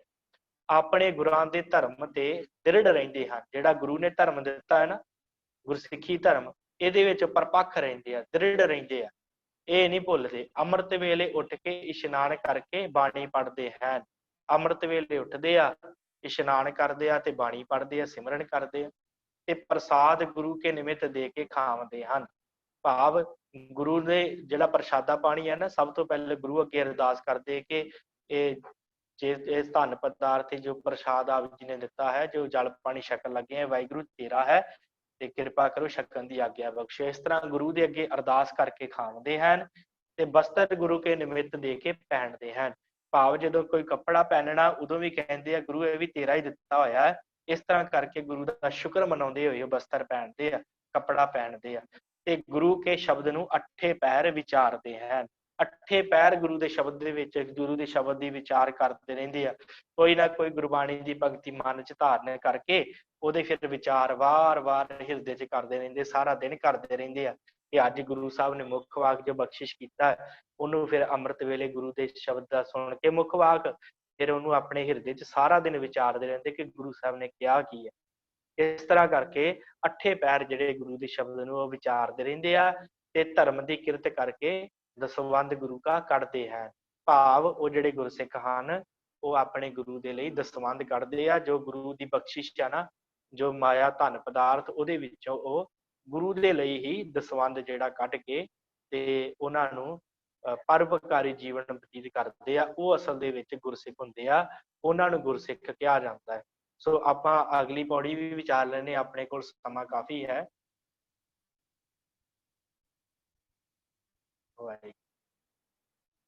ਇਹਦੀ ਵੀ ਆਪਾਂ ਪਹਿਲਾਂ ਜਿਹੜੀ ਹੈ ਅੱਖਰੀ ਵਿਚਾਰ ਕਰ ਲਈਏ, ਫਿਰ ਉਸ ਤੋਂ ਬਾਅਦ ਆਪਾਂ ਇਹਨੂੰ ਜਿਹੜਾ ਹੈ ਭਾਈ ਮਨੀ ਸਿੰਘ ਜੀ ਨੇ ਕੀ ਕਿਹਾ ਫਿਰ ਉਸ ਹਿਸਾਬ ਦੇ ਨਾਲ ਆਪਾਂ ਇਹਨੂੰ ਵਿਚਾਰਾਂਗੇ। ਸੋ ਆਪ ਜੀ ਦੀ ਸਕਰੀਨ ਤੇ ਆਪਾਂ ਮੂਲ ਪਾਠ ਪਹਿਲਾਂ ਪੜ੍ਹ ਲਈਏ।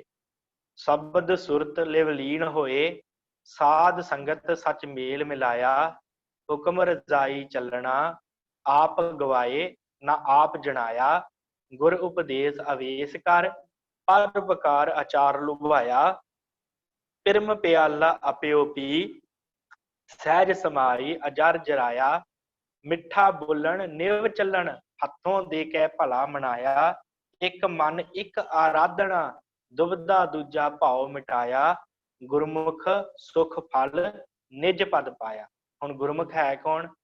ਕਿਹੜਾ ਹੈ ਜਿਹਦਾ ਗੁਰੂ ਦੇ ਵੱਲ ਨੂੰ ਮੁਖ ਹੈ? ਗੁਰਮੁਖ ਦਾ ਅਰਥ ਹੁੰਦਾ ਹੈ ਕਿ ਜਿਹੜਾ ਜਿਸ ਸਿੱਖ ਦਾ ਮੂੰਹ ਆਪਣੇ ਗੁਰੂ ਦੇ ਵੱਲ ਨੂੰ ਹੋਵੇ, ਭਾਵ ਜਿਹੜਾ ਗੁਰੂ ਦੀ ਸਿੱਖਿਆ ਨੂੰ ਕਮਾਉਂਦਾ ਹੋਵੇ, ਉਹ ਕਿਹੋ ਜਿਹਾ ਗੁਰਮੁਖ ਹੋਵੇ। ਗੁਰਮੁਖ ਦੇ ਲੱਛਣ ਕੀ ਹੁੰਦੇ ਆ, ਕਿ ਕਿਹੜਾ ਹੁੰਦਾ ਹੈ ਗੁਰਮੁਖ, ਉਹਦੇ ਬਾਰੇ ਕੀ ਆਪਾਂ ਆਖਰੀ ਵਿਚਾਰ ਕਰਕੇ ਫਿਰ ਭਾਈ ਮਨੀ ਸਿੰਘ ਜੀ ਦੀ ਵਿਚਾਰ ਜਿਹੜੀ ਆ ਉਹਦੇ ਨਾਲ ਜੁੜਾਂਗੇ।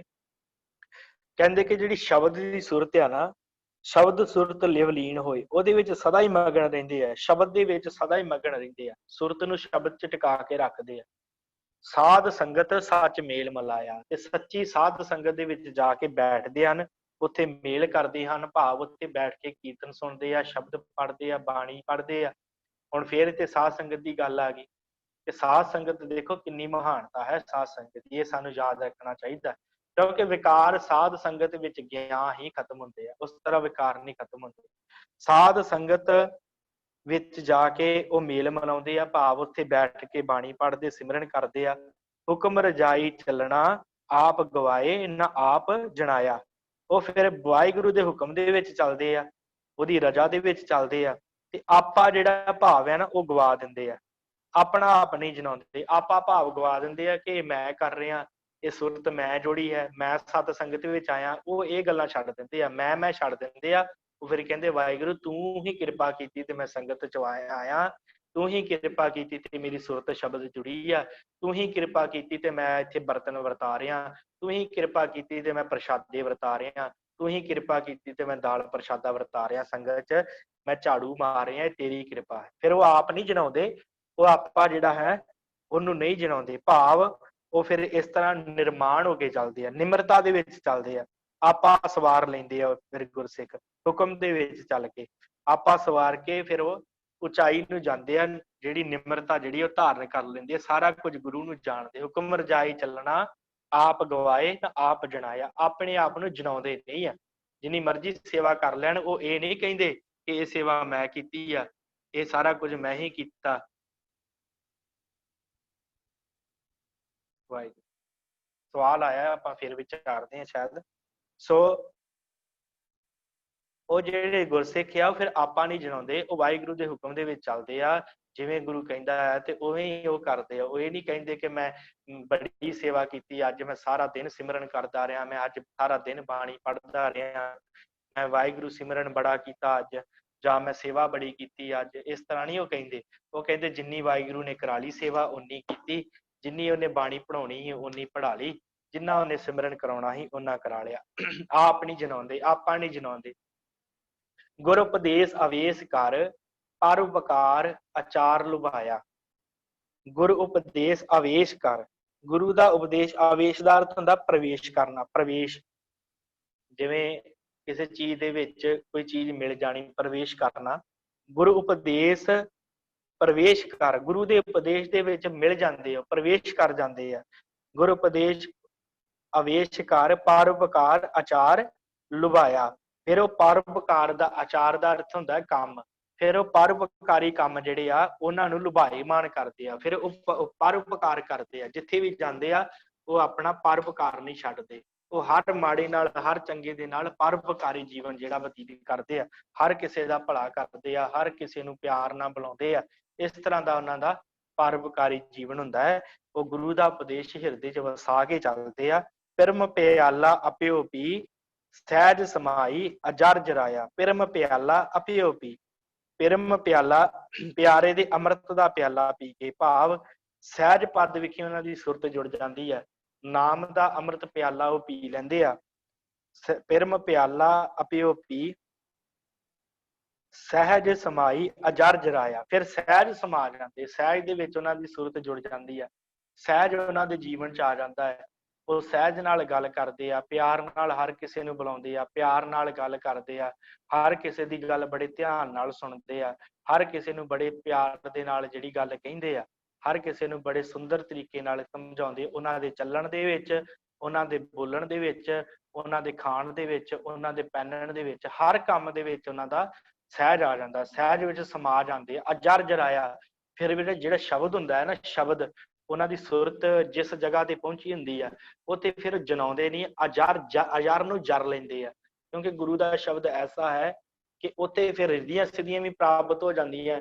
ਫਿਰ ਉਹ ਕੁਝ ਵੀ ਜਿਹੜਾ ਹੈ ਉਹ ਕਰ ਸਕਣ ਦੇ ਸਮਰੱਥ ਹੋ ਜਾਂਦੇ ਆ, ਪਰ ਉਹ ਅਜਰ ਨੂੰ ਜਰ ਲੈਂਦੇ ਆ, ਉਸ ਸ਼ਬਦ ਦੀ ਸ਼ਕਤੀ ਨੂੰ ਜਰ ਲੈਂਦੇ ਆ, ਭਾਵ ਉਹਨੂੰ ਚਿਤਾਰਦੇ ਨਹੀਂ ਆ।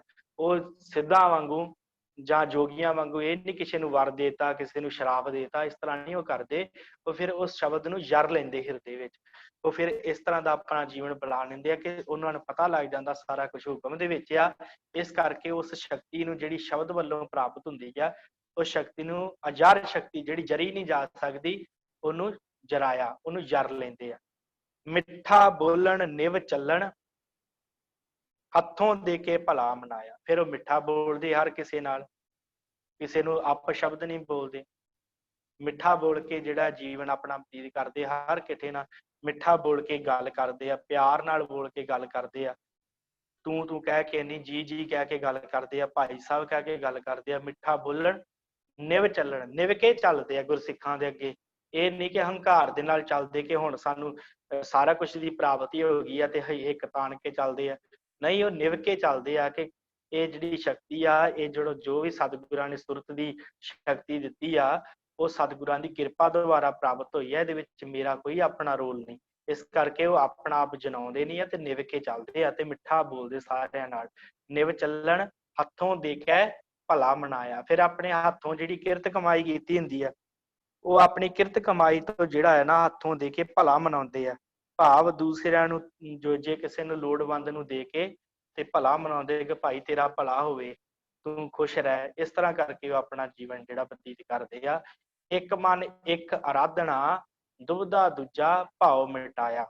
ਫਿਰ ਇੱਕ ਮਨ ਦੇ ਨਾਲ ਉਸ ਇੱਕ ਦਾ ਆਰਾਧਨ ਕਰਦੇ ਆ, ਭਾਵ ਉਹ ਕਿਸੇ ਆਪਣੀ ਸੁਰਤ ਨੂੰ ਡਲਾਉਂਦੇ ਨਹੀਂ, ਉਸ ਵਾਹਿਗੁਰੂ ਨੂੰ ਇੱਕ ਜਾਣ ਕੇ ਉਹਦੇ ਨਾਲ ਇੱਕ ਮਨ ਹੋ ਕੇ ਉਹਨੂੰ ਆਰਾਧਦੇ ਆ ਕਿ ਉਹ ਹੈ ਇੱਕ, ਤੇ ਉਸ ਅਕਾਲ ਪੁਰਖ ਨੂੰ ਇੱਕ ਜਾਣ ਕੇ ਇੱਕ ਦਾ ਹੀ ਆਰਾਧਨ ਕਰਦੇ ਆ, ਹੋਰ ਕਿਸੇ ਦਾ ਨਹੀਂ ਆਰਾਧਨ ਕਰਦੇ। ਦੁਬਦਾ ਦੂਜਾ ਭਾਵ ਮਿਟਾਇਆ, ਉਹਨਾਂ ਦੇ ਮਨ ਚੋਂ ਦੁਬਦਾ ਖਤਮ ਹੀ ਹੋ ਜਾਂਦੀ ਕਿ ਦੂਜਾ ਕੋਈ ਹੈ ਹੀ ਨਹੀਂ, ਉਹ ਜਾਣਦੇ ਨਹੀਂ ਕਿ ਦੂਜਾ ਹੈ, ਉਹ ਭੁੱਲ ਹੀ ਜਾਂਦੇ ਹੈ ਕਿ ਕੋਈ ਨਹੀਂ ਇੱਥੇ, ਕੋਈ ਦੂਜਾ ਹੈ ਵੀ ਹੈ ਕਿ ਨਹੀਂ। ਦੁਬਿਧਾ, ਕਿਉਂਕਿ ਦੁਬਿਧਾ ਦੂਜਾ ਹੈ ਨਾ, ਹਰ ਚੀਜ਼ ਦੁਬਿਧਾ ਹੁੰਦਾ ਹੈ ਕਿ ਭਰਮ ਜਿਹੜਾ ਸਾਨੂੰ ਪਿਆ ਆ ਕਿ ਆਹ ਮੇਰਾ ਹੈ, ਆਹ ਮੇਰਾ ਹੈ, ਆਹ ਤੇਰਾ ਹੈ, ਉਹ ਮੇਰ ਤੇਰ ਉਹਨਾਂ ਦੀ ਖਤਮ ਹੋ ਜਾਂਦੀ ਹੈ ਕਿ ਆਹ ਮੇਰਾ ਹੈ, ਆਹ ਤੇਰਾ ਹੈ। ਇਹ ਗੱਲਾਂ ਉਹਨਾਂ ਨੂੰ ਭੁੱਲ ਹੀ ਜਾਂਦੀਆਂ। ਉਹ ਕਹਿੰਦੇ ਸਾਰਾ ਕੁਝ ਉਹ ਸਿੱਖਦਾ ਹੀ ਹੈ, ਇਹ ਸਾਰੇ ਸੰਸਾਰ ਦੇ ਜੀਵ ਉਹ ਸਿੱਖਦੇ ਹੀ ਹਨ। ਇਸ ਤਰ੍ਹਾਂ ਉਹ ਕਹਿੰਦੇ ਆ, ਇੱਕ ਮਨ ਇੱਕ ਆਰਾਧਨਾ, ਦੁਬਿਧਾ ਦੂਜਾ ਭਾਉ ਗਵਾਇਆ। ਫਿਰ ਦੂਜਾ ਭਾਉ, ਫਿਰ ਦੂਜਾ ਭਾਉ ਭਾਵ ਕਿ ਦੂਸਰਾ ਹੋਰ ਹੈ ਤੇ ਮੈਂ ਹੋਰ ਹਾਂ, ਇਸ ਤਰ੍ਹਾਂ ਦਾ ਭਾਵ ਉਹਨਾਂ ਦਾ ਖਤਮ ਹੋ ਜਾਂਦਾ। ਫਿਰ ਉਹ ਕਹਿੰਦੇ ਸਭ ਮੈਂ ਜੋਤ, ਜੋਤ ਹੈ ਸੋਏ, ਤਿਸ ਦਾ ਚਾਨਣ ਸਭ ਮੈਂ ਚਾਨਣ ਹੋਏ। ਇਸ ਤਰ੍ਹਾਂ ਕਹਿੰਦੇ ਆ ਕਿ ਸਾਰਿਆਂ ਦੇ ਵਿੱਚ ਉਸ ਅਕਾਲ ਪੁਰਖ ਦੀ, ਉਸ ਇੱਕ ਦੀ ਜੋਤ ਹੈ। ਇਸ ਕਰਕੇ ਦੁਬਿਧਾ ਦੂਜਾ ਭਾਉ ਮਿਟਾਇਆ, ਉਹ ਆਪਣਾ ਦੁਬਿਧਾ ਦਾ ਦੂਜਾ ਭਾਉ ਜਿਹੜਾ ਹੈ ਉਹ ਖਤਮ ਕਰ ਲੈਂਦੇ ਆ। ਗੁਰਮੁਖ ਸੁਖ ਫਲ ਨਿਜ ਪਦ ਪਾਇਆ। ਫਿਰ ਉਹਨਾਂ ਗੁਰਮੁਖਾਂ ਨੇ ਆਪਣੇ ਪਦ ਨੂੰ, ਜਿਹੜਾ ਅਕਾਲ ਪੁਰਖ ਦਾ ਸਰੂਪ ਹੈ ਨਾ, ਉਸ ਨੂੰ ਪ੍ਰਾਪਤ ਕਰਕੇ ਫਿਰ ਸੁਖ ਰੂਪੀ ਫਲ ਉਹਨਾਂ ਨੂੰ ਪ੍ਰਾਪਤ ਹੋ ਗਿਆ ਤੇ ਉਹਨਾਂ ਨੂੰ ਪਰਮ ਪਦ ਪ੍ਰਾਪਤ ਹੋ ਗਿਆ। ਨਿਜ ਪਦ, ਜਿਹੜਾ ਮਨੁੱਖ ਦਾ ਨਿਜ ਪਦ ਹੈ ਨਾ, ਆਪਣਾ, ਜਿੱਥੇ ਮਨੁੱਖ ਦਾ ਅਕਾਲ ਪੁਰਖ ਨਾਲ ਭੇਦ ਹੋ ਜਾਂਦਾ ਹੈ, ਉਹਨੂੰ ਨਿਜ ਪਦ ਕਿਹਾ ਜਾਂਦਾ ਹੈ। ਜਿਸ ਜਗ੍ਹਾ ਦੇ ਉੱਤੇ ਪਰਮਾਤਮਾ ਤੇ ਜਿਹੜਾ ਹੈ ਜੀਵ ਇੱਕ ਹੋ ਜਾਂਦੇ ਆ, ਉਹਨੂੰ ਨਿਜ ਪਦ ਕਿਹਾ ਜਾਂਦਾ ਹੈ। ਗੁਰਮੁਖ ਸੁਖ ਫਲ, ਜਿਹੜੇ ਗੁਰਮੁਖ ਹੁੰਦੇ ਆ ਉਹ ਫਿਰ ਇਸ ਤਰ੍ਹਾਂ ਸੁਰਤ ਨੂੰ ਜੋੜ ਕੇ ਤੇ ਸੁਖ ਫਲ ਦੀ ਪ੍ਰਾਪਤੀ ਕਰਦੇ ਆ ਤੇ ਫਿਰ ਉਹਨਾਂ ਨੂੰ ਨਿਜ ਪਦਵੀ ਜਿਹੜੀ ਪ੍ਰਾਪਤ ਹੋ ਜਾਂਦੀ ਹੈ। ਨਿਜ ਪਦ ਭਾਵ ਉਸ ਅਕਾਲ ਪੁਰਖ ਦੇ ਨਾਲ ਉਹ ਮਨੁੱਖ ਜਿਹੜੇ ਆ ਅਭੇਦ ਹੋ ਜਾਂਦੇ ਆ, ਉਹਨਾਂ ਦੇ ਵਿੱਚ ਤੇ ਅਕਾਲ ਪੁਰਖ ਦੇ ਵਿੱਚ ਕਿਸੇ ਤਰ੍ਹਾਂ ਦਾ ਕੋਈ ਫਰਕ ਨਹੀਂ ਰਹਿ ਜਾਂਦਾ, ਭਾਵ ਉਹ ਸਦਾ ਦੇ ਲਈ ਉਹਦੇ ਵਿੱਚ ਹੀ ਟਿਕ ਜਾਂਦੇ ਹਨ। ਸੋ ਆਪਾਂ ਹੁਣ ਭਾਈ ਮਨੀ ਸਿੰਘ ਜੀ ਨੇ ਇਸ ਪੌੜੀ ਦਾ ਕੀ ਵਿਚਾਰ ਦਿੱਤਾ, ਉਹ ਆਪਾਂ ਪੜ੍ਹ ਕੇ ਤੇ ਫਿਰ ਸਮਾਪਤੀ ਕਰਦੇ ਹਾਂ ਜੀ। ਹਾਂਜੀ, ਭਾਈ ਸਾਹਿਬ ਕਹਿੰਦੇ ਆ, ਭਾਈ ਮਨੀ ਸਿੰਘ ਜੀ, ਬਾਹਰੋਂ ਸਾਧ ਸੰਗਤ ਵਿੱਚ ਬੈਠ ਕੇ ਨੇਤਰ ਭੀ ਤੇ ਸ਼ਰਵਣ ਭੀ ਸ਼ਬਦ ਵੱਲ ਰੱਖਦੇ ਹਨ। ਉਹਨਾਂ ਦੀ ਅੱਖਾਂ ਵੀ ਸ਼ਬਦ ਵੱਲ ਹੁੰਦੀਆਂ, ਉਹਨਾਂ ਦੇ ਨੇਤਰ ਵੀ ਸ਼ਬਦ ਵੱਲ ਹੁੰਦੇ ਆ ਤੇ ਉਹਨਾਂ ਦੇ ਕੰਨ ਵੀ ਸ਼ਬਦ ਵੱਲ ਹੁੰਦੇ ਆ। ਭਾਵ ਸੰਗਤ ਵਿੱਚ ਬੈਠ ਕੇ ਹੋਰ ਕੁਝ ਨਹੀਂ ਸੁਣਦੇ, ਸਿਰਫ ਸ਼ਬਦ ਵੱਲ ਹੀ ਉਹਨਾਂ ਦਾ ਧਿਆਨ ਹੁੰਦਾ। ਸ਼ਬਦ ਹੀ ਵੇਖਦੇ, ਸ਼ਬਦ ਹੀ ਸੁਣਦੇ ਆ ਤੇ ਹਿਰਦੇ ਦਾ ਸ਼ਬਦ ਦੀ ਵਿਚਾਰ ਵੱਲ ਰੱਖ ਕੇ ਲਿਵ ਦੇ ਵਿੱਚ ਲੀਨ ਮਨ ਨੂੰ ਕਰਦੇ ਹਨ। ਹਿਰਦੇ ਦੇ ਵਿੱਚ ਸ਼ਬਦ ਦੀ ਵਿਚਾਰ ਰੱਖ ਕੇ ਚੱਲਦੇ ਆ, ਕੀਰਤਨ ਚੱਲ ਰਿਹਾ ਉਹਦੀ ਨਾਲ ਨਾਲ ਮਨ 'ਚ ਵਿਚਾਰ ਵੀ ਕਰਦੇ ਆ ਕਿ ਗੁਰੂ ਸਾਹਿਬ ਕੀ ਕਹਿੰਦੇ ਆ। ਹੁਕਮਨਾਮਾ ਚੱਲ ਰਿਹਾ ਹੈ, ਨਹੀਂ ਕਿ ਹੁਕਮਨਾਮਾ ਸੁਣਦਿਆਂ ਸੁਣਦਿਆਂ ਮਨ ਕਿਤੇ ਹੋਰ ਚੱਲ ਗਿਆ, ਨਹੀਂ, ਉਹ ਫਿਰ ਹੁਕਮਨਾਮਾ ਗੁਰੂ ਦਾ ਸੁਣਦਿਆਂ ਸੁਣਦਿਆਂ ਮਨ ਦੇ ਵਿੱਚ ਵਿਚਾਰ ਕਰਦੇ ਆ ਕਿ ਗੁਰੂ ਸਾਹਿਬ ਅੱਜ ਕੀ ਕਹਿੰਦੇ ਆ ਮੈਨੂੰ, ਇਹ ਮੇਰੇ ਲਈ ਕਿਵੇਂ ਸ਼ਬਦ ਸਹਾਈ ਹੋ ਸਕਦਾ। ਫਿਰ ਉਹ ਵਿਚਾਰ ਮਨ 'ਚ ਕਰਦੇ ਆ ਤੇ ਫਿਰ ਲਿਵ ਦੇ ਵਿੱਚ ਰੱਖ ਕੇ ਲੀਨ ਰਹਿੰਦੇ ਆ ਉਸ ਸ਼ਬਦ ਦੇ ਵਿੱਚ, ਮਨ ਨੂੰ ਉਹਦੇ ਸ਼ਬਦ ਦੇ ਵੱਲ ਟਿਕਾਉਂਦੇ ਆ, ਮਨ ਨੂੰ ਸ਼ਬਦ ਦਾ ਮੇਲੀ ਕਰਦੇ ਹਨ ਤੇ ਜਿਉਂ-ਜਿਉਂ ਵਾਹਿਗੁਰੂ ਦਾ ਹੁਕਮ ਹੁੰਦਾ ਹੈ ਤਿਵੇਂ ਤਿਵੇਂ ਮਿੱਠਾ ਮੰਨ ਕੇ ਕਮਾਉਂਦੇ ਹਨ ਤੇ ਵਿੱਚੋਂ ਆਪਾ ਘਟਾਉਂਦੇ ਹਨ। ਉਹ ਕੀ ਕਰਦੇ ਆ, ਫਿਰ ਆਪਣੇ ਮਨ ਨੂੰ ਸ਼ਬਦ ਦਾ ਮੇਲੀ ਕਰਕੇ, ਸ਼ਬਦ ਦੇ ਵਿੱਚ ਮੇਲ ਕੇ ਜਿਵੇਂ ਜਿਵੇਂ ਵਾਹਿਗੁਰੂ ਦਾ ਹੁਕਮ ਹੁੰਦਾ ਉਸ ਹੁਕਮ ਨੂੰ ਮੰਨਦੇ ਆ, ਪਰਉਪਕਾਰੀ ਜੀਵਨ ਜਿਉਂਦੇ ਆ ਤੇ ਮਿੱਠਾ ਮੰਨਦੇ ਉਸ ਪ੍ਰਮਾਤਮਾ ਦੇ ਹੁਕਮ ਨੂੰ। ਇਹ ਨਹੀਂ ਕਿ ਦੁੱਖ ਆ ਗਿਆ ਤੇ ਕਹਿ ਦਿੱਤਾ ਕਿ ਵਾਹਿਗੁਰੂ ਤੂੰ ਮੇਰੇ ਨਾਲ ਬੜੀ ਮਾੜੀ ਕੀਤੀ, ਜੇ ਸੁੱਖ ਆ ਗਿਆ ਕਹਿ ਦਿੱਤਾ ਇਹ ਤੇ ਮੈਂ ਮਿਹਨਤ ਬੜੀ ਕੀਤੀ ਸੀ ਤਾਂ ਮੈਂ ਸੁਖੀ ਹਾਂ। ਨਹੀਂ, ਉਹ ਕਹਿੰਦੇ ਜੇ ਦੁੱਖ ਆ ਗਿਆ ਪ੍ਰਮਾਤਮਾ ਵੀ ਤੇਰਾ ਦਿੱਤਾ, ਤੇ ਸੁੱਖ ਆਇਆ ਤੇ ਇਹ ਵੀ ਤੇਰੇ ਵੱਲੋਂ ਪ੍ਰਾਪਤੀ ਹੈ, ਤੂੰ ਹੀ ਕਿਰਪਾ ਕੀਤੀ ਆ। ਇਸ ਕਰਕੇ ਉਹ ਫਿਰ ਜਿਸ ਤਰ੍ਹਾਂ ਦਾ ਉਹਦਾ ਹੁਕਮ ਹੁੰਦਾ ਉਹਨੂੰ ਮੰਨਦੇ ਆ ਤੇ ਉਹਨੂੰ ਮਿੱਠਾ ਕਰਕੇ ਮੰਨ ਕੇ ਕਮਾਉਂਦੇ ਹਨ ਤੇ ਵਿੱਚੋਂ ਆਪਾ ਘਟਾਉਂਦੇ ਹਨ। ਭਾਵ ਆਪਣਾ ਆਪ ਨਹੀਂ ਜਾਣਦੇ ਕਿ ਮੈਂ ਕੀਤਾ, ਮੈਂ ਸੁਖੀ ਹਾਂ, ਇਹ ਮੇਰੀ ਮਿਹਨਤ ਹੈ, ਇਹ ਮੈਂ ਜਿਹੜਾ ਹੈ ਨਾਮ ਜਪਿਆ ਹੈ, ਇਹ ਮੈਂ ਸਿਮਰਨ ਕੀਤਾ ਹੈ, ਮੈਂ ਸੇਵਾ ਕੀਤੀ ਹੈ, ਇਸ ਤਰ੍ਹਾਂ ਨਹੀਂ ਉਹ ਜਣਾਉਂਦੇ, ਉਹ ਆਪਾ ਘਟਾਉਂਦੇ ਹਨ, ਆਪਣਾ ਆਪਾ ਖਤਮ ਕਰ ਲੈਂਦੇ ਹਨ। ਆਖਦੇ ਹਨ ਜੋ ਇਹੋ ਸਭ ਵਡਿਆਈਆਂ ਸਤਿਗੁਰਾਂ ਦੀਆਂ ਹਨ।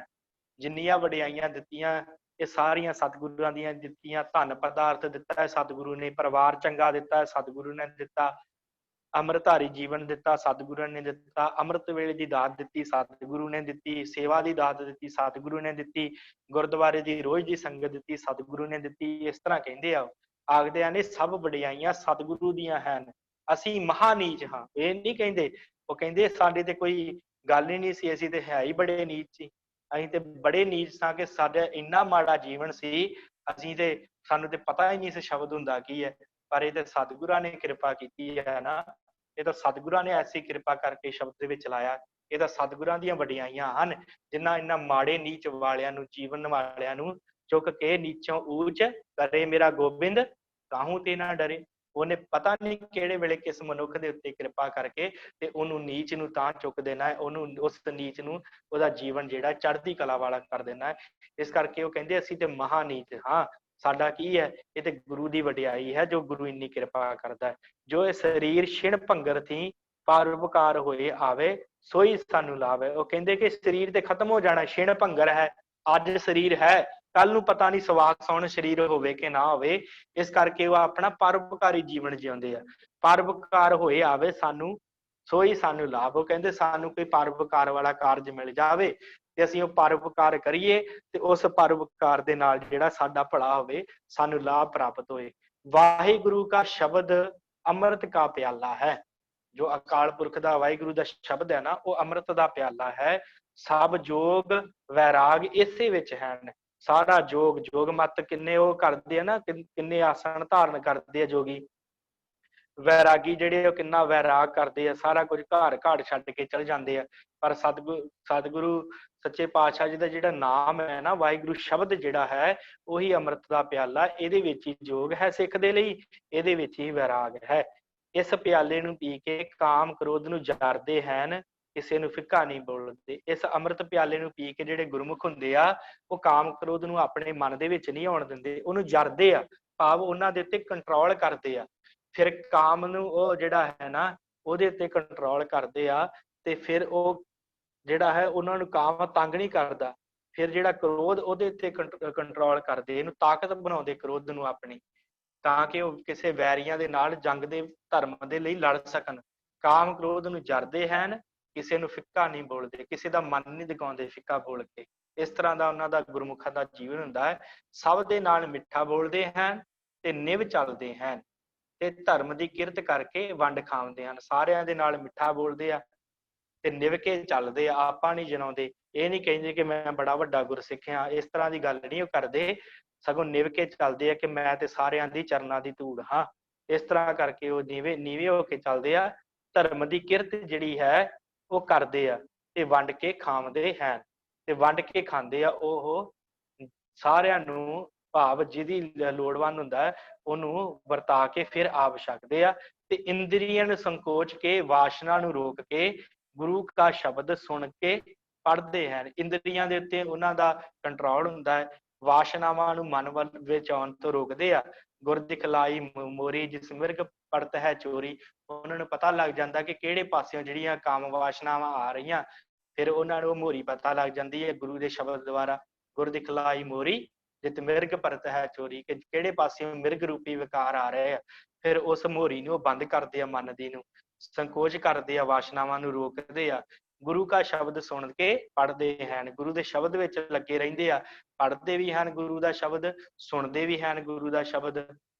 ਕਿਸੇ ਨਾਲ ਵੈਰ ਵਿਰੋਧ ਦੁਬਦਾ ਨਹੀਂ ਕਰਦੇ, ਕਿਸੇ ਦੇ ਨਾਲ ਕੋਈ ਵੈਰ ਵਿਰੋਧ ਦੀ ਭਾਵਨਾ ਨਹੀਂ ਉਹ ਰੱਖਦੇ, ਕਿਉਂਕਿ ਉਹ ਨਿਰਭਉ ਤੇ ਨਿਰਵੈਰ ਨੂੰ ਜਪਦੇ ਆ। ਇਸ ਕਰਕੇ ਕਿਸੇ ਨਾਲ ਉਹਨਾਂ ਦਾ ਕੋਈ ਵੈਰ ਨਹੀਂ ਹੁੰਦਾ, ਕੋਈ ਵਿਰੋਧ ਨਹੀਂ ਹੁੰਦਾ। ਉਹ ਦੁਬਦਾ ਵਿੱਚ ਨਹੀਂ ਪੈਂਦੇ, ਕਿਸੇ ਨਾਲ ਕੋਈ ਦੁਬਦਾ ਨਹੀਂ ਕਰਦੇ। ਕੋਈ ਕਹਿੰਦਾ ਸਾਡਾ ਧਰਮ ਚੰਗਾ, ਕਹਿੰਦੇ ਠੀਕ ਹੈ ਭਾਈ, ਤੈਨੂੰ ਤੇਰਾ ਮੁਬਾਰਕ, ਸਾਨੂੰ ਸਾਡਾ ਮੁਬਾਰਕ।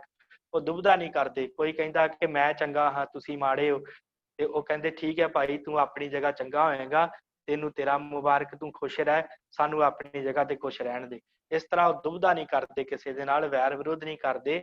ਸਭਨਾਂ ਨੂੰ ਗੁਰਮੂਰਤ ਜਾਣਦੇ ਹਨ, ਸਾਰਿਆਂ ਨੂੰ ਗੁਰੂ ਦੀ ਮੂਰਤ ਜਾਣਦੇ ਆ। ਸਭ ਮੈਂ ਜੋਤ ਜੋਤ ਹੈ ਸੋਏ, ਇਸ ਦਾ ਚਾਨਣ ਸਭ ਮੈਂ ਚਾਨਣ ਹੋਏ। ਉਹ ਜਾਣਦੇ ਆ ਕਿ ਸਾਰਿਆਂ ਦੇ ਵਿੱਚ ਉਸ ਅਕਾਲ ਪੁਰਖ ਦਾ ਹੀ ਚਾਨਣ ਹੈ।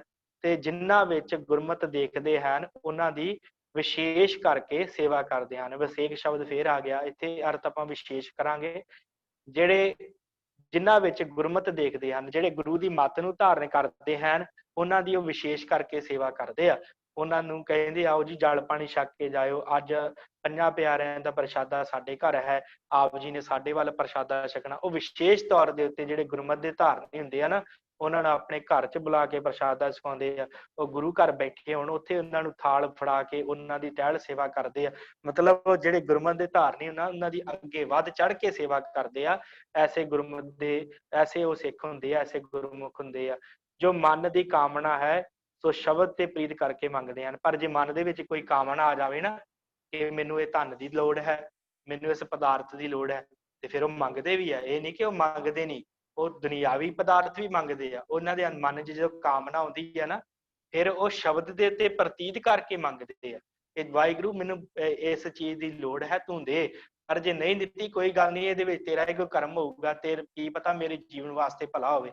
ਉਹ ਇਸ ਤਰ੍ਹਾਂ ਮੰਗਦੇ ਆ। ਇਹ ਨਹੀਂ ਕਹਿੰਦੇ ਕਿ ਮੈਨੂੰ ਇਸ ਚੀਜ਼ ਦੀ ਲੋੜ ਹੈ ਤੇ ਮੈਨੂੰ ਚਾਹੀਦੀ ਹੈ, ਮੈਨੂੰ ਦੇ ਹੀ ਦੇ। ਇਸ ਤਰ੍ਹਾਂ ਨਹੀਂ ਉਹ ਕਹਿੰਦੇ, ਉਹ ਸ਼ਬਦ ਤੇ ਪ੍ਰਤੀਤ ਕਰਕੇ ਮੰਗਦੇ ਆ। ਇਹ ਤਾਂ ਗੁਰੂ ਕੀ ਸਿੱਖੀ ਦੀ ਰਾਹ ਰਾਸ ਹੈ। ਇਹ ਸਿੱਖੀ ਦੀ ਰਹਿ ਰਾਸ ਹੈ, ਭਾਵ ਸਿੱਖ ਦਾ ਇੱਕ ਜੀਵਨ ਹੈ ਜੋ ਗੁਰੂ ਨੇ ਸਿੱਖ ਨੂੰ ਦਿੱਤਾ ਹੈ। ਉਸ ਤਰ੍ਹਾਂ ਦਾ ਜੀਵਨ ਹੈ।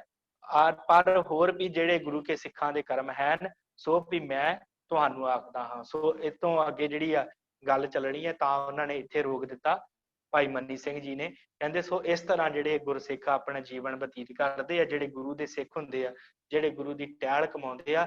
ਸੋ ਅੱਗੇ ਉਹ ਕਹਿੰਦੇ ਕਿ ਆਪਾਂ ਕੱਲ ਨੂੰ ਉਹ ਵਿਚਾਰਨਾ ਹੈ ਕਿ ਸਿੱਖੀ ਹੈ ਕੀ, ਉਹ ਆਪਾਂ ਕੱਲ ਨੂੰ ਜਿਹੜੀ ਵਿਚਾਰ ਕਰਨੀ ਆ। ਸੋ ਸਾਧ ਸੰਗਤ ਇਹ ਆਪਾਂ ਜਿਹੜਾ ਹੈ ਨਾ ਅੱਜ ਦਾ ਇਹ ਵਿਸ਼ਾ 2 ਪੌੜੀਆਂ ਆਪਾਂ ਵਿਚਾਰੀਆਂ ਹਨ, ਤੀਸਰੀ ਤੇ ਚੌਥੀ। ਤੇ ਇਹਦੇ ਵਿੱਚ ਪਹਿਲੀ ਦੇ ਵਿੱਚ ਆਪਾਂ ਜਿਹੜਾ ਭਾਵ ਹੈ ਕਿ ਗੁਰੂ ਦਾ ਸਿੱਖ ਕੌਣ ਸਦਾਵੇ, ਕਿਹੜਾ ਗੁਰੂ ਦਾ ਸਿੱਖ ਹੋ ਸਕਦਾ ਜਿਹੜਾ ਗੁਰੂ ਦੇ ਨਾਮ ਨੂੰ ਜਪਦਾ ਹੈ, ਸਿਮਰਨ ਕਰਦਾ ਹੈ, ਵਿਕਾਰਾਂ ਵੱਲੋਂ ਆਪਣੇ ਮਨ ਨੂੰ ਰੋਕਦਾ ਹੈ। ਸੰਗਤ ਦਾ ਵਿਸ਼ੇਸ਼ ਹੁਕਮ ਹੈ ਕਿ ਸੰਗਤ ਜਿਹੜਾ ਕਰਦਾ ਹੈ, ਨਾਮਦਾਨ ਇਸ਼ਨਾਨ ਦ੍ਰਿੜ ਕਰਦਾ ਹੈ, ਸਤ ਸੰਗਤ ਕਰਦਾ ਹੈ, ਉਹਦਾ ਜੀਵਨ ਜਿਹੜਾ ਚੜ੍ਹਦੀ ਕਲਾ ਵਾਲਾ ਹੁੰਦਾ ਹੈ। ਤੇ ਉਹੀ ਗੁਰਮੁਖ ਸਦਾਉਂਦਾ ਹੈ ਜਿਹੜਾ ਸੁਰਤ ਨੂੰ ਟਿਕਾ ਕੇ ਰੱਖਦਾ ਹੈ, ਅਜਰ ਨੂੰ ਜਰਦਾ ਹੈ ਤੇ ਆਪਣੇ ਮਨ ਦਾ ਟਿਕਾਓ, ਆਪਣੇ ਮਨ ਨੂੰ ਵਿਕਾਰਾਂ ਵੱਲੋਂ ਹੋੜਦਾ ਹੈ। ਉਹਨੂੰ ਗੁਰਮੁਖ ਕਿਹਾ ਜਾਂਦਾ ਹੈ। ਭੇਖੀ ਨੂੰ ਗੁਰਮੁਖ ਨਹੀਂ ਕਿਹਾ ਜਾਂਦਾ। ਜਿਹੜਾ ਭੇਖ ਕਮਾਉਂਦਾ ਹੈ, ਜਿਹੜਾ ਬਾਹਰੋਂ ਹੋਰ ਤੇ ਅੰਦਰੋਂ ਹੋਰ ਹੈ, ਉਹਨੂੰ ਗੁਰਸਿੱਖ ਨਹੀਂ ਕਿਹਾ ਜਾਂਦਾ। ਗੁਰਸਿੱਖ ਉਹ ਹੁੰਦਾ ਹੈ ਜਿਹੜਾ ਗੁਰੂ ਦੀ ਕਈ ਗੱਲ ਨੂੰ ਆਪਣੇ ਜੀਵਨ 'ਚ ਧਾਰਨ ਕਰਦਾ ਹੈ। ਹੁਣ ਇਹ ਗੁਰੂ ਦੀਆਂ ਗੱਲਾਂ ਹੀ ਕਹੀਆਂ ਹੋਈਆਂ ਹਨ ਜੋ ਭਾਈ ਗੁਰਦਾਸ ਨੇ ਲਿਖੀਆਂ ਹਨ।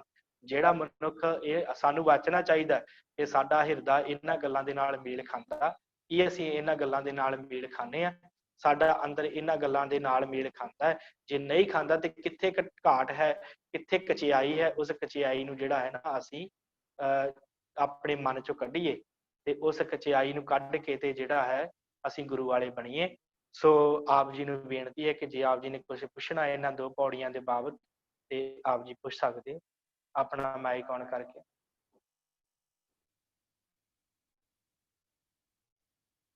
ਵਾਹਿਗੁਰੂ। ਠੀਕ ਹੈ ਵਾਹਿਗੁਰੂ ਜੀ, ਸ਼ਾਇਦ ਕਿਸੇ ਦਾ ਸਵਾਲ ਨਹੀਂ ਹੈ। ਸੋ ਮੈਨੂੰ ਆਇਆ ਸੀ ਇੱਕ ਪੜਲਾ ਵੀਰ ਜੀ, ਆਪ ਜੀ ਨੇ ਤਾਂ ਤਨ ਦਾ ਦਸਵੰਧ ਦੱਸ ਦਿੱਤਾ ਹੈ। ਕਿਰਪਾ ਕਰਕੇ ਮਨ ਦੇ ਦਾ ਦਸਵੰਧ ਕਰੋ ਜੀ ਸੰਗਤ ਨੂੰ। ਹਾਂਜੀ ਵਾਹਿਗੁਰੂ, ਇਹ ਦਸਵੰਧ, ਹਾਂਜੀ ਦਸਵੰਧ ਦੀ ਗੱਲ ਆਪ ਜੀ ਨੇ ਕੀਤੀ ਹੈ ਕਿ ਇੱਕ ਤੇ ਆਪਾਂ ਤਨ ਦਾ ਦਸਵੰਧ ਤੇ ਹੈ ਆਪਾਂ ਜਿਹੜਾ ਕੱਢਦੇ ਹਾਂ ਗੁਰੂ ਦੇ ਲਈ, ਤੇ ਮਨ ਦਾ ਦਸਵੰਧ ਕੀ ਹੈ? ਮਨ ਦਾ ਦਸਵੰਧ ਇਹ ਹੈ ਕਿ ਆਪ ਬਾਣੀ ਪੜ੍ਹਨੀ ਹੈ, ਆਪ ਜਪੈ ਅਵਰੈ ਨਾਮ ਜਪਾਵੇ। ਇਹਨੂੰ ਜਿਹੜਾ ਹੈ ਨਾ ਮਨ ਦਾ ਦਸਵੰਧ ਕਿਹਾ ਜਾਂਦਾ ਹੈ। ਭਾਵ ਜੇ ਆਪ ਜਪਦੇ ਆ ਤੇ ਹੋਰਨਾਂ ਨੂੰ ਪ੍ਰੇਰਨਾ ਕਰਨੀ ਚਾਹੀਦੀ ਹੈ ਕਿ ਭਾਈ ਮੈਂ ਵੀ ਬਾਣੀ ਪੜ੍ਹਦਾ ਹਾਂ, ਆ ਬੈਠ ਮੇਰੇ ਲਾਗੇ ਆਪਾਂ ਸੁਖਮਨੀ ਸਾਹਿਬ ਦਾ ਜਾਪ ਕਰੀਏ, ਆ ਬੈਠ ਆਪਾਂ ਜਪਜੀ ਸਾਹਿਬ ਦਾ ਇੱਕ ਪਾਠ ਸੁਣੀਏ ਕਰੀਏ। ਮੈਨੂੰ ਜਪਜੀ ਸਾਹਿਬ ਕੰਠ ਨਹੀਂ, ਤੂੰ ਸੁਣਾ, ਮੈਨੂੰ ਕੰਠ ਹੋ ਜਾਵੇ, ਜਾਂ ਮੈਂ ਸੁਣਾਉਣਾ, ਮੇਰੀ ਦੇਖ ਕਿੱਥੇ ਭੁੱਲ ਹੈ। ਇਸ ਤਰ੍ਹਾਂ ਉਹ ਜਿਹੜੇ ਗੁਰਸਿੱਖ ਆ ਨਾ ਉਹ ਆਨੇ ਬਹਾਨੇ ਜਿਹੜਾ ਆ ਇਸ ਤਰ੍ਹਾਂ ਦਾ ਦਸਵੰਧ ਕੱਢਦੇ ਆ, ਨਾਮ ਦਾ ਮਨ ਦਾ ਦਸਵੰਧ ਕੱਢਦੇ ਆ। ਭਾਵ ਦੂਸਰਿਆਂ ਦੇ ਮਨ 'ਚ ਵਿਕਾਰਾਂ ਨੂੰ ਖਤਮ ਕਰਨ ਦਾ ਜਿਹੜਾ ਪਰਉਪਕਾਰ ਜਿਹੜਾ ਉਹ ਕਰਦੇ ਆ। ਇਸ ਤਰ੍ਹਾਂ ਆਪਣੇ ਜੀਵਨ ਦਾ ਨਿਰਵਾਹ ਜਿਹੜਾ ਤੋਰਦੇ ਆ। ਸੋ ਇੰਨੀਆਂ ਕਿ ਬੇਨਤੀਆਂ ਆਪ ਜੀ ਨੇ ਪ੍ਰਵਾਨ ਕਰਨੀਆਂ। ਹੋਈਆਂ ਭੁੱਲਾਂ ਚੁੱਕਾਂ ਦੀ ਖਿਮਾ ਬਲਾਓ। ਫਤਿਹ ਜੀ। ਵਾਹਿਗੁਰੂ ਜੀ ਕਾ ਖਾਲਸਾ, ਵਾਹਿਗੁਰੂ ਜੀ ਖਾਲਸਾ, ਵਾਹਿਗੁਰੂ ਜੀ ਕੀ ਫਤਿਹ।